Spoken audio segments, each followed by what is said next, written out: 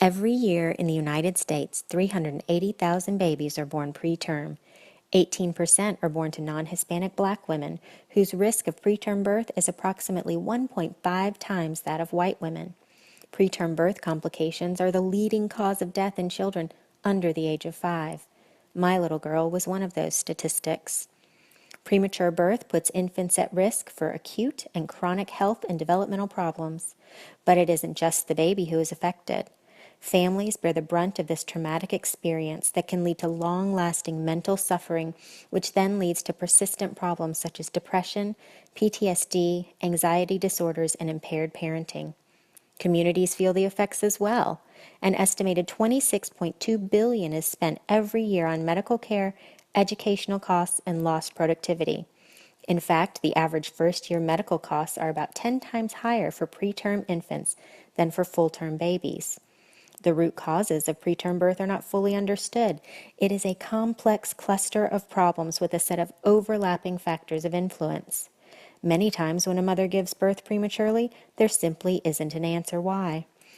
While non-Hispanic black women and Latino women show higher rates of preterm birth than white women, no one is immune to delivering preterm. There is no vaccine. Many efforts focus on preventing preterm birth, and I commend those efforts. But prevention is only part of the solution. Until prematurity is eradicated, we are left with hundreds of thousands of babies and their parents dealing with the lifelong impact of this public health crisis. We must equip these parents to advocate for and effectively care for their medically fragile children, regardless of where they live, work, and sleep. How do we do that? We must give parents of preemies a voice on Capitol Hill, at the therapy clinic, in the research center, in the association boardroom, and at the bedside.